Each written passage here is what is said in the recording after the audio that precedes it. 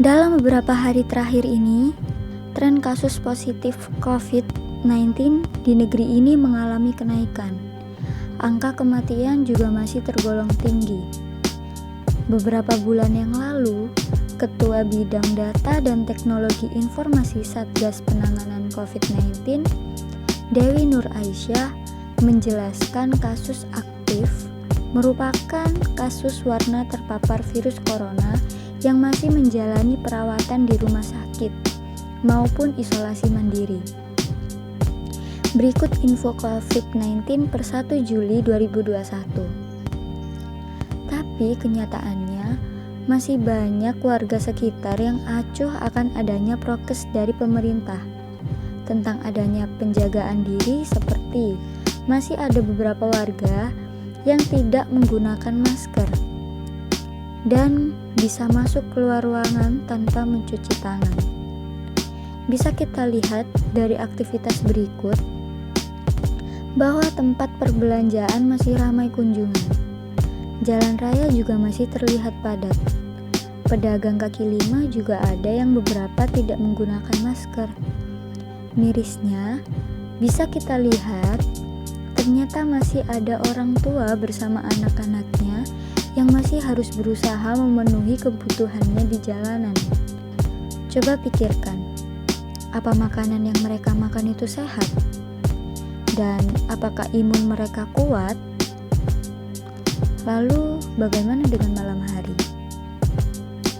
Ternyata sama, masih padat pengendara. Tidak hanya itu saja, COVID-19 ini juga banyak membawa dampak buruk untuk masyarakat. Dari timbulnya kecemasan di mana-mana, sosial ekonomi masyarakat menurun, banyaknya pengangguran akibat perusahaan sudah tidak mampu menampung banyaknya karyawan, sekolah-sekolah yang biayanya semakin mahal. Lalu, kapan pandemi ini berakhir? Semua itu berawal dari diri kita masing-masing. Yang perlu kita lakukan untuk mencegah penyebaran COVID-19 yaitu: yang pertama, cuci tangan secara rutin. Gunakan sabun dan air atau cairan pembersih tangan berbahan alkohol. Kedua, selalu jaga jarak aman dengan orang yang batuk atau bersin. Ketiga, kenakan masker jika pembatasan fisik tidak dimungkinkan. Keempat, jangan sentuh mata, hidung, atau mulut Anda. Kelima, saat batuk atau bersin, tutup mulut dan hidung dengan lengan atau tisu. Keenam, jangan keluar rumah jika merasa tidak enak badan. Dan yang terakhir, jika demam, batuk, atau kesulitan bernafas, segera cari bantuan medis. Nah, teman-teman, jumlah orang yang terinfeksi virus corona yang terus bertambah membuat sebagian orang merasa khawatir dan cemas. Kecemasan ini pada akhirnya berdampak pada aktivitas harian karena pikiran sulit tenang. Rasa cemas yang muncul pada kondisi pandemi seperti saat ini wajar terjadi. Namun, kecemasan itu harus dilawan. Psikolog anak dan keluarga Samantha Ananta menjelaskan kecemasan berdampak ada bagian otak prefrontal cortex. Ini merupakan bagian di otak yang berfungsi menyusun perencanaan, logika berpikir, rasionalisasi, dan pertimbangan konsekuensi, serta pengaturan atensi dan mengatasi suatu hal. Cemas dan terlalu memfokuskan diri pada kabar-kabar tertentu, dalam hal ini kabar tentang virus corona, akan membuat kita terjebak dalam kecemasan tersebut itu sendiri dan sulit untuk menemukan solusinya. Maka, kita perlu untuk berpikir jernih. Ada beberapa tips yang dibagikan oleh Samantha. Yang pertama, melatih pernafasan. Setiap mengambil nafas, cobalah berhitung hingga 5 hitungan, lalu hembuskan nafas. Ulangi tahapan ini hingga nafasmu stabil. Ketika pernafasan sudah stabil, cobalah merasakan kehadiran seluruh panca indera kita dan syukuri kehadirannya. Kedua, melatih mindfulness. Melansir Very Well Mind, meditasi mindfulness merupakan teknik meditasi yang melatih kita agar berfokus pada emosi, pikiran dan sensasi yang kita alami pada saat ini, bukan yang sudah berlalu atau yang akan datang.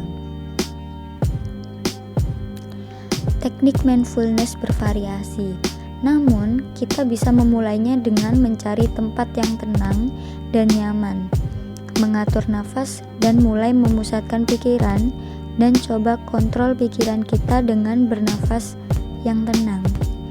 Namun, Samantha mengingatkan bahwa mindfulness dapat dilakukan ketika seseorang dalam tingkat kecemasan rendah. Yang ketiga, alihkan perhatian. Cobalah mengalihkan perhatian dengan kegiatan-kegiatan positif, misalnya bermain permainan kesukaan bersama keluarga, membaca buku, berolahraga sederhana, atau menjajal hobi yang selama ini mungkin terpinggirkan karena kesibukan pekerjaan. Yang keempat, tertawa. Kalian tahu bahwa tertawa juga bisa membantu meningkatkan sistem imun. Perbanyaklah tertawa terbahak-bahak bersama orang-orang tercinta atau menyaksikan acara favoritmu. Tertawa dapat mendukung sistem imun yang kuat selain tentunya memerhatikan asupan makanan bergizi dan menjaga kesehatan. Yang kelima, batasi konsumsi berita. Ya, kita memang perlu mengetahui perkembangan berita dari waktu ke waktu. Namun, usahakan kamu tidak berfokus pada berita sepanjang waktu atau secara berlebihan. Batasi diri dalam mengonsumsi berita. Perbanyak cari berita positif dan menenangkan. Percayalah bahwa di tengah wabah ini masih ada berita baik. Ucap Samantha.